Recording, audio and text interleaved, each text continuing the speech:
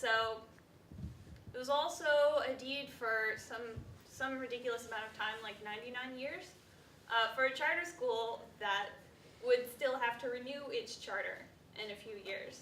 So there was no guarantee that this charter would continue existing. It's like a pennies on the dollar sale price. And what the district would supposedly get out of it is that Caliber wouldn't bug them about facilities anymore.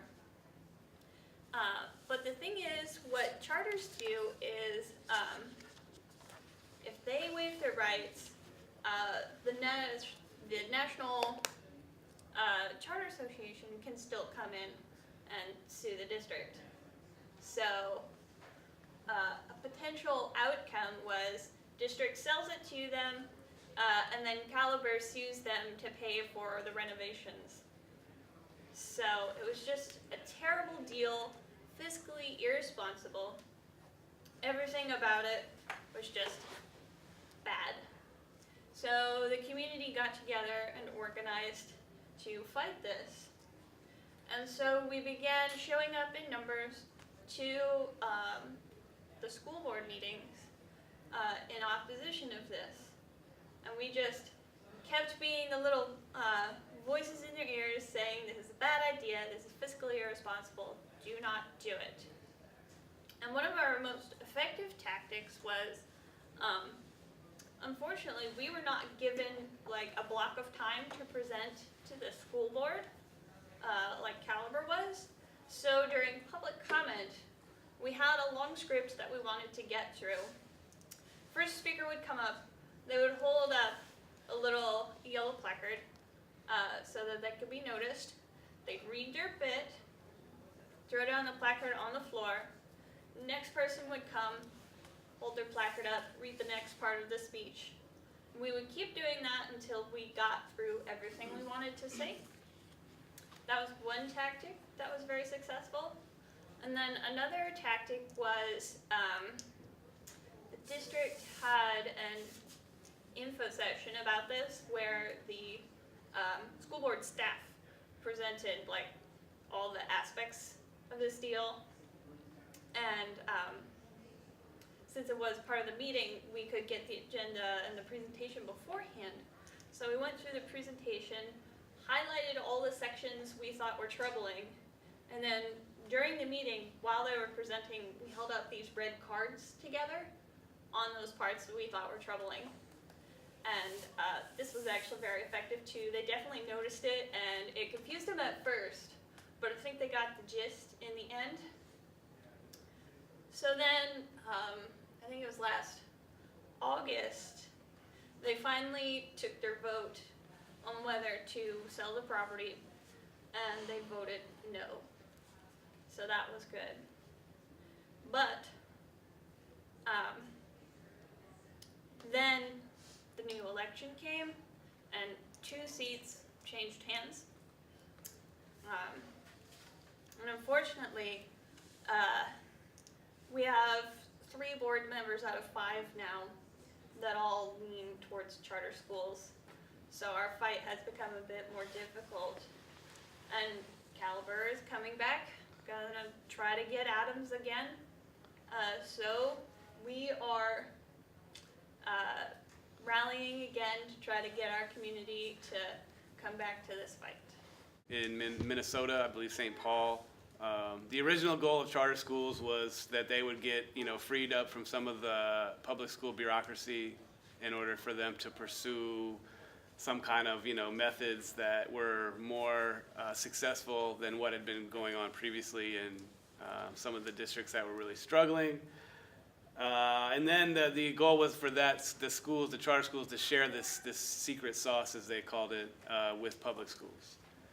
And that's largely not happened, from what I understand. So KIPP, which is the Knowledge is Power program, started in 1994 by 2 former TFA members in Houston, Texas. They got from Don and Dolores Fisher, who were the founders of GAP, Banana Republic, Old Navy. They got a $15 million grant as a startup. And from there, they've expanded into many, many different cities, locations. They have well over 100 schools, mostly middle schools, but they also have high schools. I don't believe they have any elementary schools. They have headquarters in the Bay Area, Washington, D.C., New York, Chicago. So they're definitely looking and always looking to expand. The one I taught at is in West Oakland currently. It was called KIPP Bridge College Prep. It was a middle school, 5 through 8th grade. And that we shared a campus with another public middle school called West Oakland Middle. So I worked there in 2007, 2008. I started in about October as I was a late hire.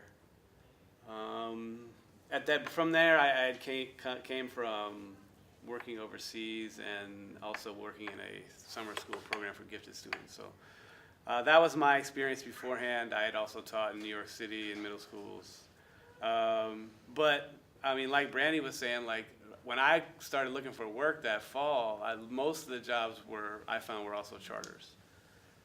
So that's why I applied, and then eventually I was put into a 5th and 6th grade program teaching social studies. So a little bit about KIPP. So KIPP is this, as I said, they're the largest. And they use a lot of their own language, a lot of their own methods. And the way they do it is for the students, everything they do is based on a weekly paycheck, they call them. So they literally, at the end of a week, they get a paycheck. But, it's just KIPP dollars. So, maybe they can get something out of the school store.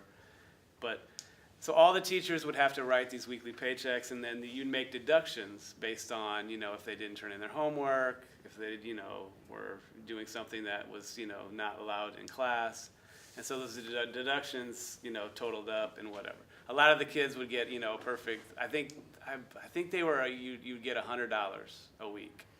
And then, based on your behavior and your performance in class, you could get more or less. So right there, you have kind of that indoctrination into the kind of the capitalist money system. Everything is money, money, money, money. And they really did promote these paychecks. Like it was, like the kids were super, super excited on Friday if they had a good paycheck. And, of course, the kids that, were clowning around all week were like, whatever, they didn't want to see their paycheck because they knew they weren't getting any KIPP dollars. Some of the way, they're really a rigid discipline system. So in the beginning of the day, all the kids stand in a straight line. They have to be in the same little tile on the floor. And in line, they have to be doing what they called assigning themselves. So we'd say, assign yourself. And they would have to get out like a book or a homework assignment. And, you'd have all these kids fumbling around while they're trying to stand in a straight line. And, to me, it was a little bit ridiculous. And then what the administration would, really go at teachers that they would call that weren't holding the line, meaning that they didn't have a completely straight line with all the students doing something in line. I can't tell you how much time we wasted outside the classroom standing in these lines. It was absurd. It was literally some days there would be times where we would waste an entire class because the students, obviously these are middle school students, all they want to do is, cut up and laugh and play and, not do anything that resembles standing in a straight line. So there was that. Trying to think of some of the other problems. I would say that with this kind of education, the curriculum, the other problem, the interesting part about it was we were pretty much, all right, the administration didn't really, put too much pressure on us as regards to curriculum. As long as, we would, use, apply it to the standards, they were all right with whatever you wanted to use in your curriculum. So that was a little different from what I experienced in public schools, because public schools, from what I found, some of the administrators were a little more trying to control what you taught in the classroom, but we had a certain level of freedom. Which was some other things that I found really troubling. Like I said, the really rigid style discipline. The one thing I could say is that, and I think Morris also confirmed, is the KIPP they're not the same. All KIPP schools are not exactly the same. Like we had some parents come in from Atlanta, and they were in a KIPP school in Atlanta, and they were shocked and appalled at how this KIPP school in West Oakland was running. So I think a lot of times they're also kind of like, it goes as, the kind of the area and the population they serve. West Oakland's a really, relatively poor community. So the resources obviously were going to be less than maybe what these folks experience in Atlanta. So there's that. I'd say the KIPP goes by a lottery system. So if the school's full, they start, like the lottery, it determines, like the empty seats available. Like I said, this was a 5th through 8th grade. And then for the students who are not really, kind of, they don't, fit well into the KIPP program, we would do what they call counseling out. So they would say, well, we want to, they bring the parents in and we think your child needs to be counseled out. And that meant they had to go back to public school. So you see, like, so they are taking, like getting these students who what they want are students who are going to be, fit into that kind of rigid style discipline and be all right with it and also be able to get the test scores. And then the students that were, more of a discipline challenge and whatnot, those are the students that they were ultimately wanting to counsel out. Because they didn't really want to, obviously those students take more resources. There were no special ed services at KIPP in West Oakland. And obviously, you're at will. KIPP actually, the KIPP in West Oakland actually started under the district. So they were aligned with the district for a number of years. The year I started at KIPP, that was the first year that they became an independent, where the staff was at will at that point. There was no union. They brought in a bunch of financial companies. So there were, I remember we had to sit through these presentations from all these financial companies about a 401, whatever they're called. Yeah, 401k retirement plan.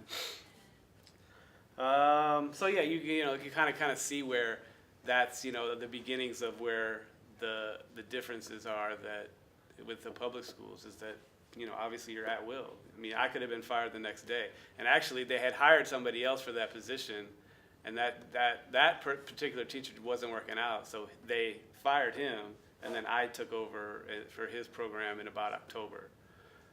So you can see, it's not the best situation. That year, out of 19 teachers at that school, only 3 returned. So you have a significant amount of turnover at these charter schools as well. I don't know, the statistics, kind of throughout the entire charter population of schools, but I do know and have heard that turnover is pretty significant. I mean, you're talking about there's going to be no consistency. Obviously, TFA plays a big role in these charter schools. Everyone familiar with Teach for America? Teach for America is a outfit that puts teachers from kind of Ivy League, prestigious elite schools in the classrooms in low income, working class districts across the country. And they teach for 2 years, and they get a stipend to pay back their loans or attend grad school while they're teaching for 2 years. And then the goal, some students, some of the teachers obviously stay. I do know teachers who have stayed in education. A lot of them move on, and then a lot of them go into admin. The current director of Oakland Education works for the mayor, is a former TFA guy, and he had a principal of a school where it was mostly TFA teachers. So that also is kind of some ways for these schools to always have a steady crop of relatively cheap teachers who aren't making but the lowest, they're on the lowest salary step of the schedule. So there was that, the assignments of discipline, back to the kind of the way they did the discipline and the behavior management with the paychecks. So the students who did really well, once they got enough KIPP dollars, they would have T-shirts. And the T-shirts would say, one of them was the most expensive T-shirt. So the students who had the most money would get these really, valuable T-shirts. And the T-shirts literally had dollar signs on them, all over them. So, and like I said, I don't know if KIPP is, that's all KIPP schools, because they have well over 100 schools now, but West Oakland for sure. And the 5th through 7th graders are the ones that are on paychecks. The 8th graders, they didn't have the same system. The 8th graders, they finally didn't have to get a paycheck every week, I guess, because they were, a little more mature. what I saw KIPP teachers at that school, like, you know, because we shared a building with a campus with the public middle school. And so here are these kids, you know, these kids are all from the same neighborhood for the most part. I mean, you had some kids at our school that were coming from outside of the neighborhood, but mostly the kids are from West Oakland. So you had these kids that, you know, like hang out after school, and like the KIPP teacher would be like, look at these, you know, look at the public school students. You're not like them. You don't act like that. So they would try to, it was like kind of a divide thing, you know, like, and to me that's a big problem with the charter schools. They're really divisive. So, you know, they come in and they claim this space that they think they're entitled to, because they think their methods are superior to the public schools. But in reality, the charter schools there's nothing they do different. They have, for the most part, the same class sizes. Like, I had 30 kids in my classes. Public schools, they had the same numbers. So that's, you know, one of the biggest things is that I think people, like, you know, if you were talking about, like, they're kind of secretive, but people just don't know, like, they think, you know, have this kind of, maybe some people have a certain understanding of what charter schools are, and there have been studies that have done where, and the studies show that this charter schools don't do any better performance-wise. The test scores are similar. It kind of pretty much, to me, it always seems like they go by the actual communities that they're in and how well, you know, the parents are supporting the schools. Now, at the KIPP I worked at, it was funny because they didn't want anything to do with the parents. And they would, like, tell that. They had to deal with the parents, obviously, but they would rather have had the parents not involved at all in the school. And, like, the administrators would say that to the teachers, be like, you know, we know we have to deal with the parents, but, you know, don't try to bring the parents in. You know, they wanted the parents out. They just wanted to do their own thing. This KIPP specifically. I can't, you know, say how much that goes on in, you know, kind of the charter school movement in general.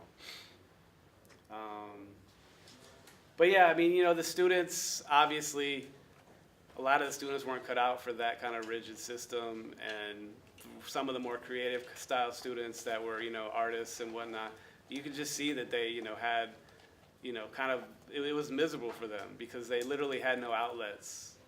The day, this is funny, the day was 3 days a week, the kids were there from 7 to 5. And that's programming. So they're literally taking, their classes go till 5 o'clock. Wednesday and Friday, they're out at 3:30.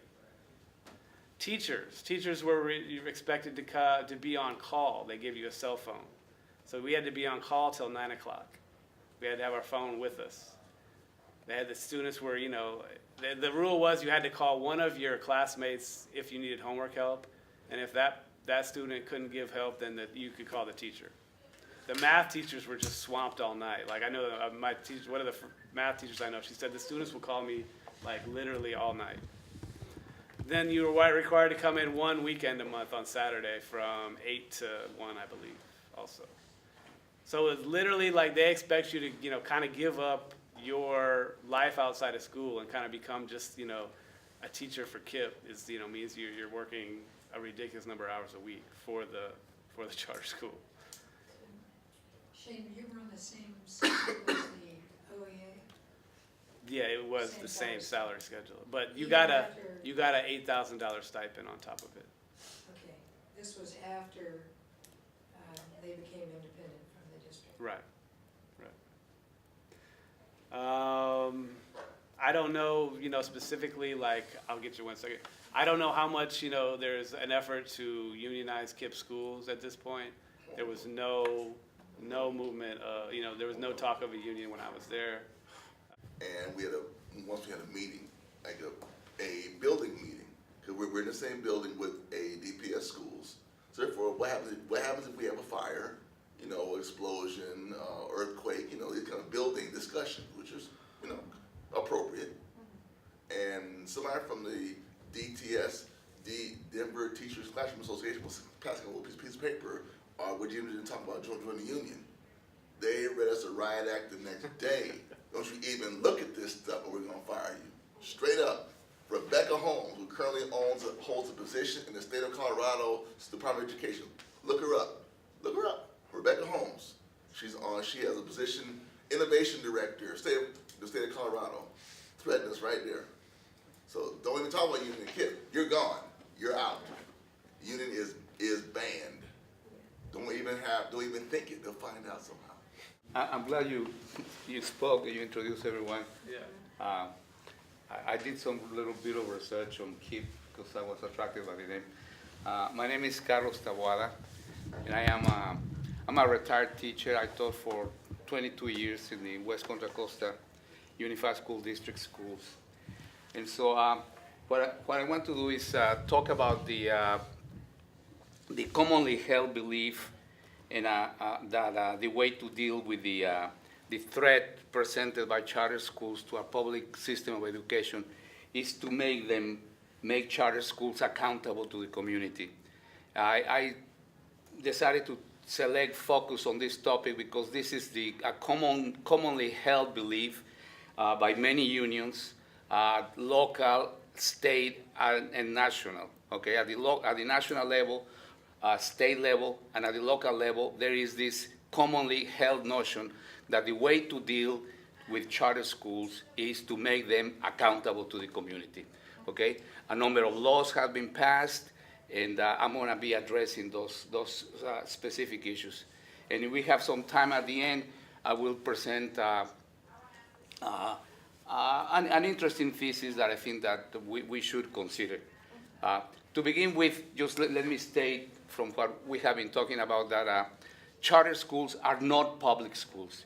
If you read the Spanish version of the program for this conference, you will see that charter schools are referred to as subvencionadas, that is subsidized schools. Okay, they are, in the words of Diane Ravitch, they are private schools on the contract with the state. I will hold that this is a very onerous contract, very unfair and biased contract.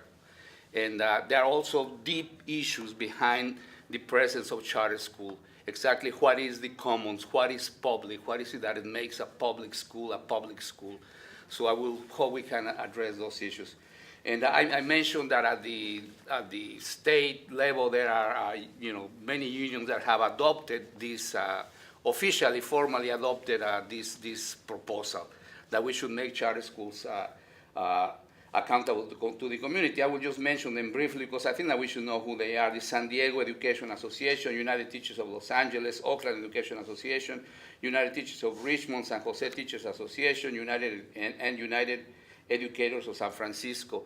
There are also I don't know if it's the San Bernardino Teachers Association or the Santa Barbara Teachers Association, but one of those two has also endorsed this position.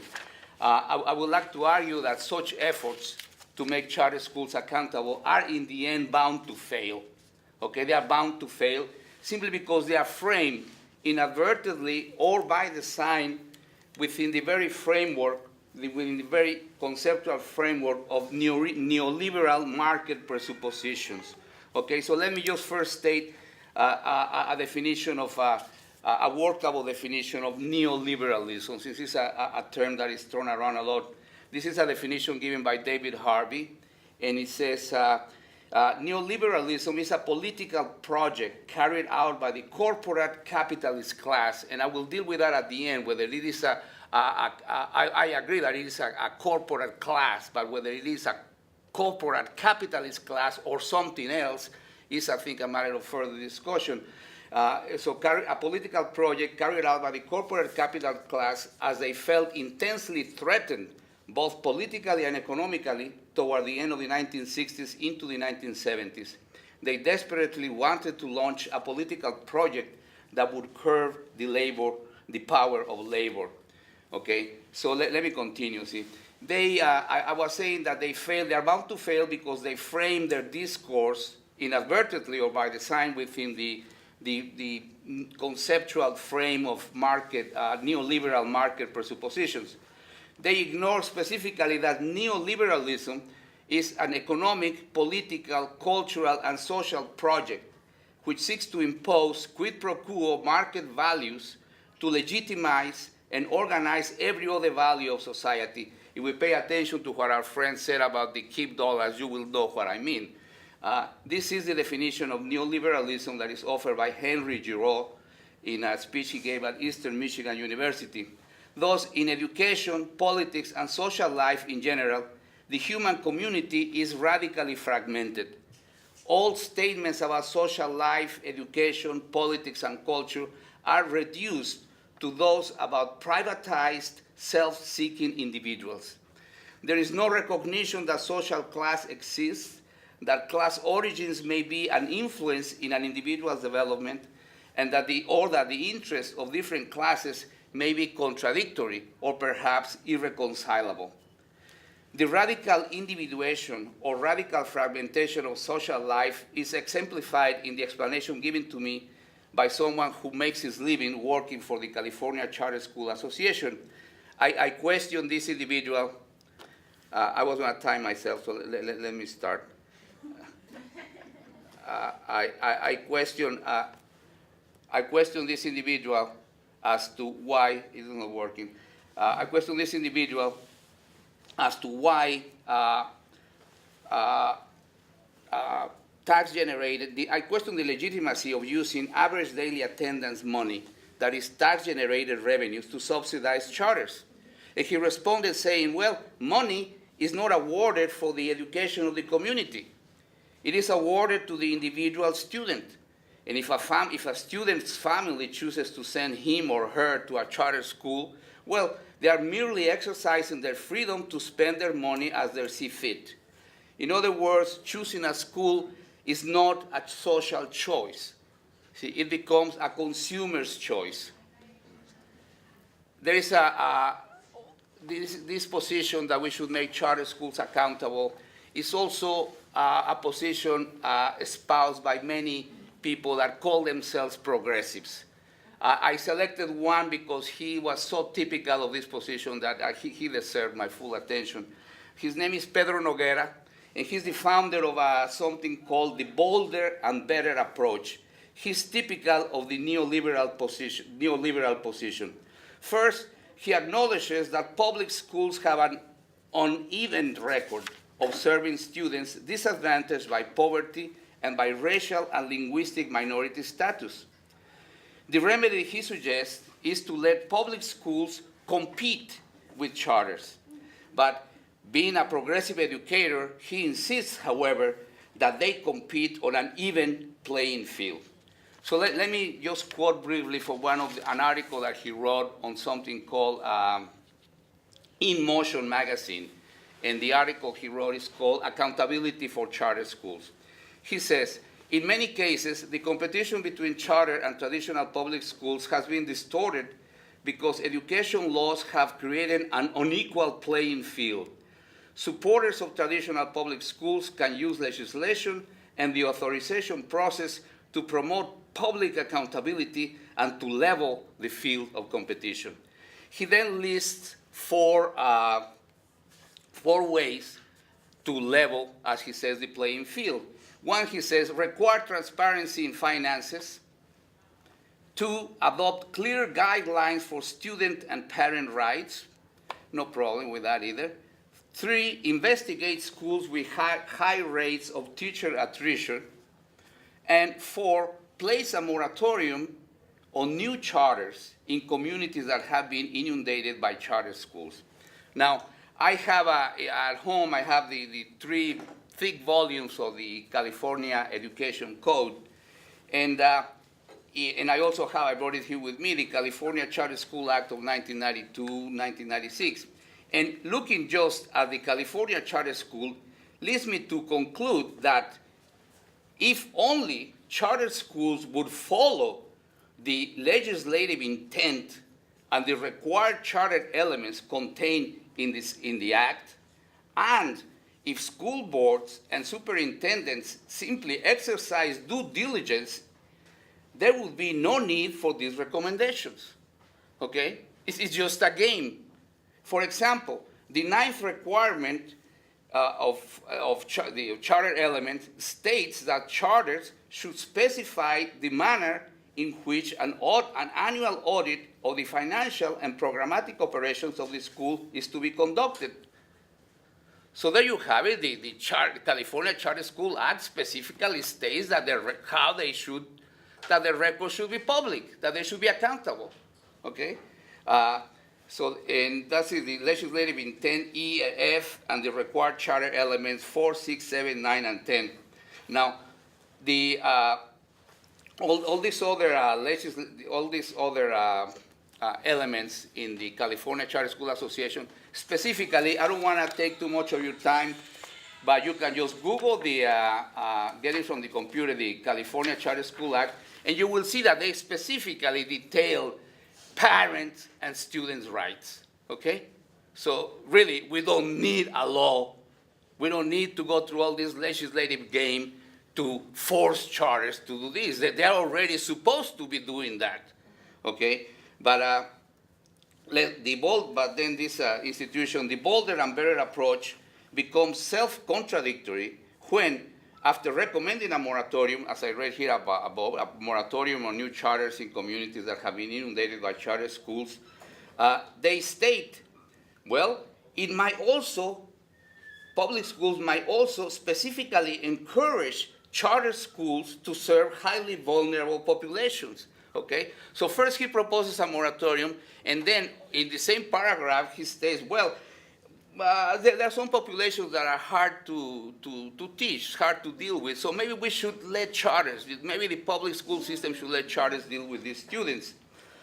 He says, because these children are typically among the least well-served in most public systems, and the flexibility available to charter schools may make it possible or more effective educational models to be designed and implemented. Now, I should think that someone interested in public education would seek first to avail teachers in public schools of the flexibility that they need to serve the underserved populations in the school districts. I mean, why should we be outsourcing this function to what is, in essence, a corporate education project? Okay, I must also add that the influence of charter schools has penetrated our very unions. I'll just briefly give you an example. That among the unions mentioned earlier, only one, United Teachers of Richmond, passed a resolution calling for a moratorium on charter school expansions. However, the current president has ignored it and unilaterally replaced it with another resolution.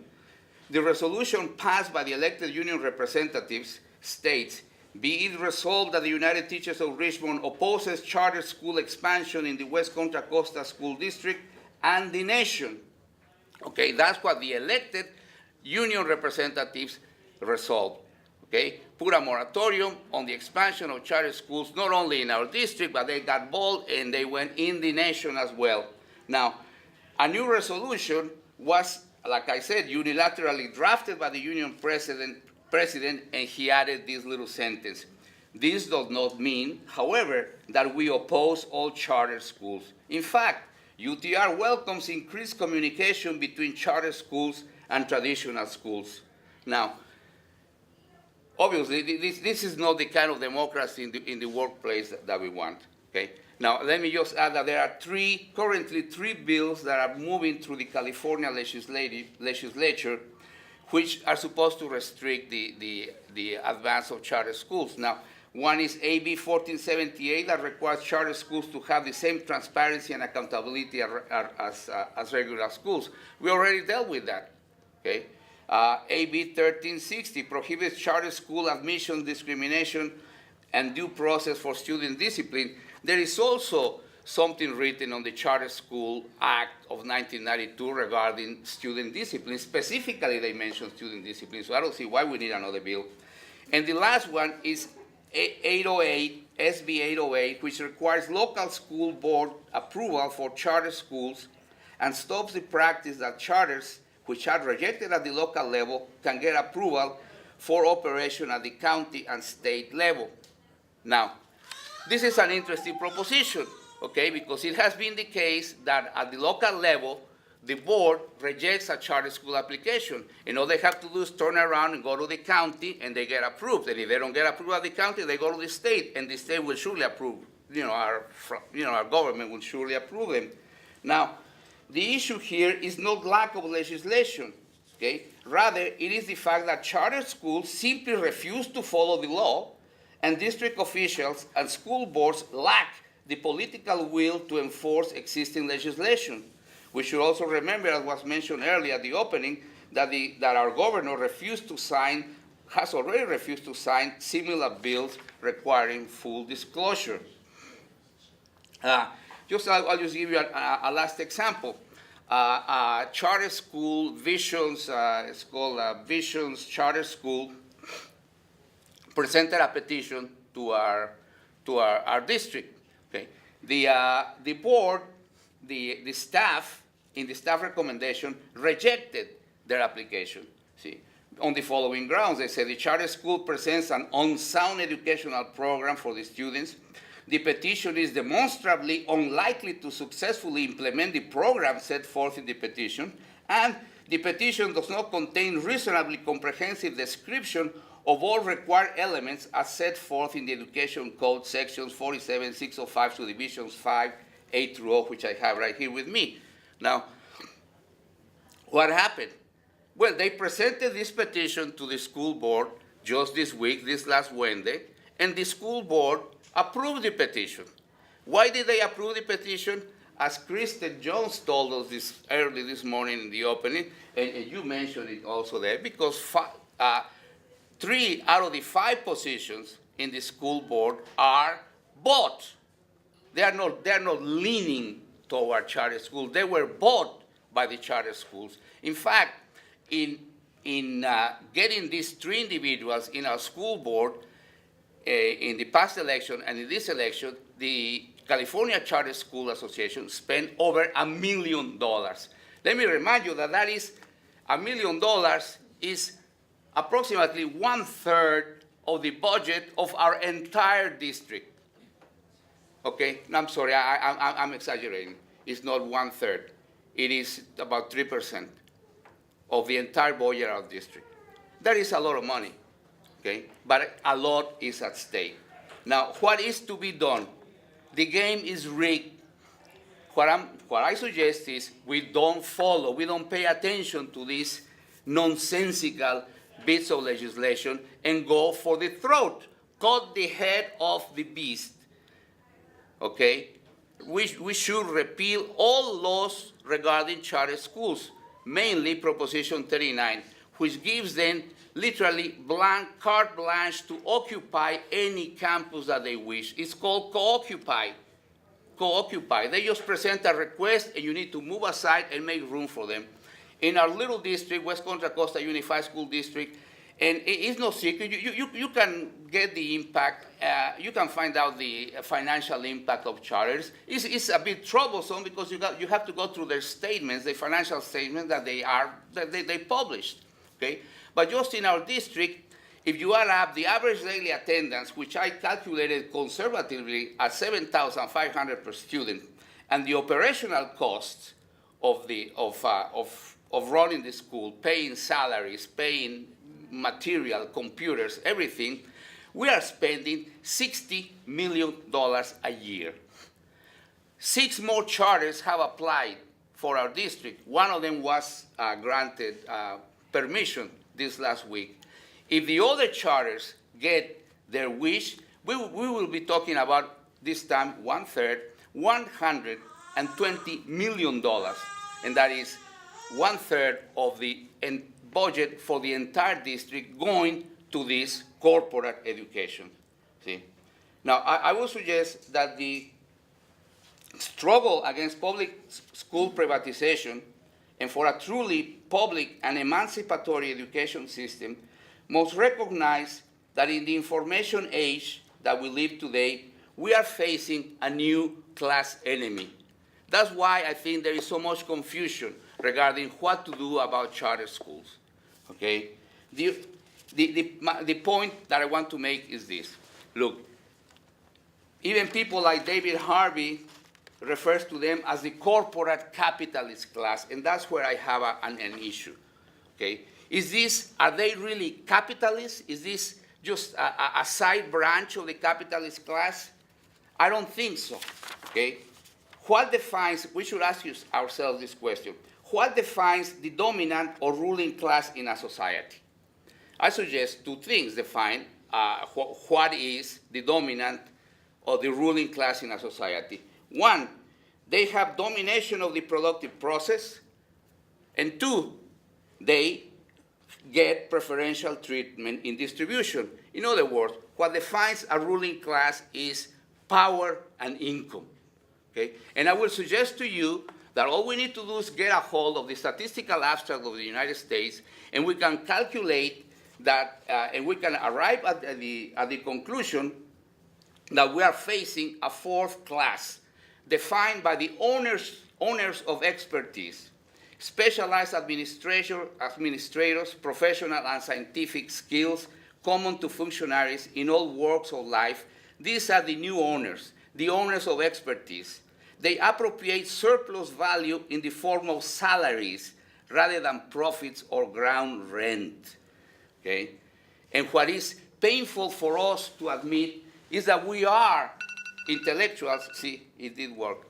Just one more minute. See, what is painful for us to admit, and what should be our challenge, is to recognize that we, as intellectual workers, we are members of this new ruling class. Okay? We are the junior members, the lowest paid members of this ruling class, but we are in the knowledge factories.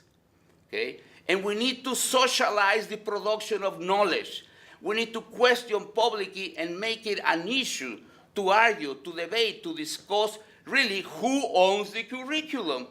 It is us, the teachers, which I sustain that we do, we should, and we will one day own the curriculum, or is it the overpaid bureaucrats of the school district, or this new gang of financial speculators that are literally taking over our schools? There is no such a thing as good charters. I just want to finish with one very, very interesting quotation from Mr. Foster.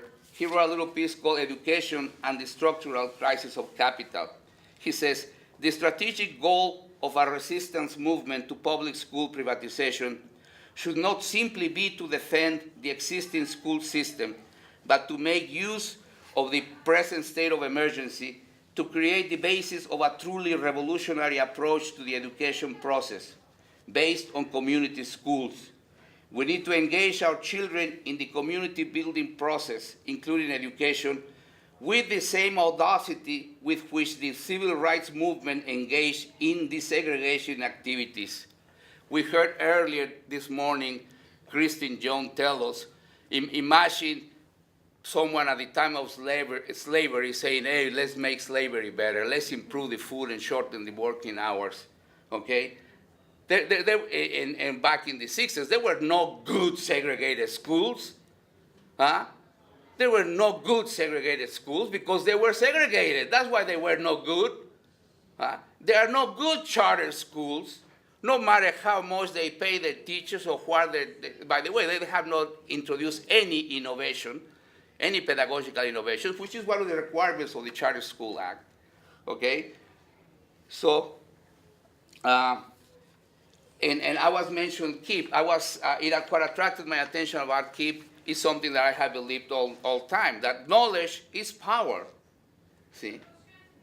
And they have taken away the power from us, see? And because that's what they mean, right? Knowledge is power program. That's what KIPP means. Well, at least they got that right. See, they got that right, and they have schools.